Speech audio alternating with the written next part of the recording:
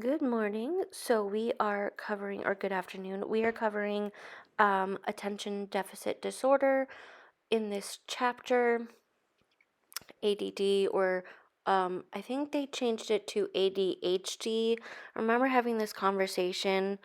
Um, oh God, yeah, I remember having this conversation before we get into it, where I know it was ADD versus ADHD, and the H was for hyperactivity, but then I think they did change it so everything's under ADHD, if I'm not mistaken. Um, you might want to look it up, but I don't want to spread misinformation. But always double check facts. You never know what someone's talking about, right? Anywho, let's just get right into it. It's going to be a fairly shorter video again. So here we go. So, as far as adoptees are concerned, and we have to ask why so many are labeled as having ADD, attention deficit disorder, besides the experience of trauma interfering with stimuli discrimination, what effect has the separation from mother and the comfort of her presence had on the developing brain of the adopted child? One woman who works a great deal with children said of her experience of adopted children. These kids have weird wiring.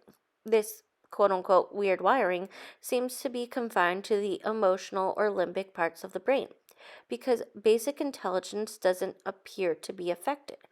However, what this means is that the limbic wiring may affect a child's ability to put that basic intelligence to its best use. The problems with attention and concentration due to deficits, deficits in stimulus, discrimination, and distractibility result in a loss in flexibility in their capacity to respond to their environment. Always being in a state of fight or flight makes it difficult to focus on a problem, which takes concentration and memory.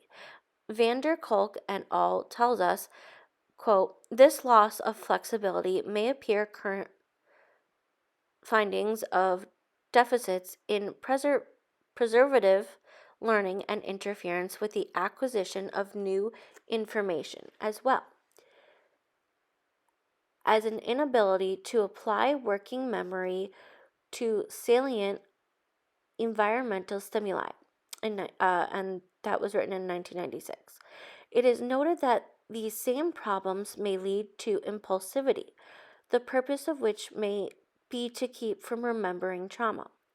Van der Kolk then goes on to say, quote, they have problems with keeping thoughts in mind without becoming aroused, unquote. There needs to be a great deal more study on the effects of separation trauma on the developing brains of children. It has been noted that the brain is quite malleable in many ways, and although delayed, many early deficits can be overcome, but only if we know what we are doing. Okay, that is the end of the chapter. I will say there's a lot of misinformation in that little tidbit. Well, yes, you can rewire your brain through trauma. That's only,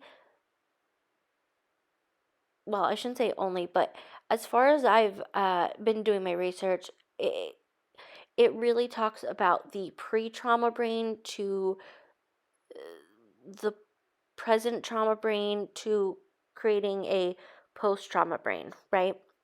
Um, the issue is in these circumstances with adoptees, many of us, not all, right? It depends on the age of our adoption, but many of us are infant adoptees. We don't have a pre-trauma brain, right? So our wiring is just that. There's nothing to compare it to. I also want to say that when you're neurodivergent, when you have ADD or ADHD, and I'm not saying that trauma causes that, um, that no, you cannot just rewire your brain to not have it, right? You can find ways of coping ways of working through it. And sometimes that doesn't even help, and you may need medication. And I don't think there's anything wrong with that if that's what you need. Um, but yeah, I just, we just got to make that clear. All right, guys, I hope you have a great day. See you later.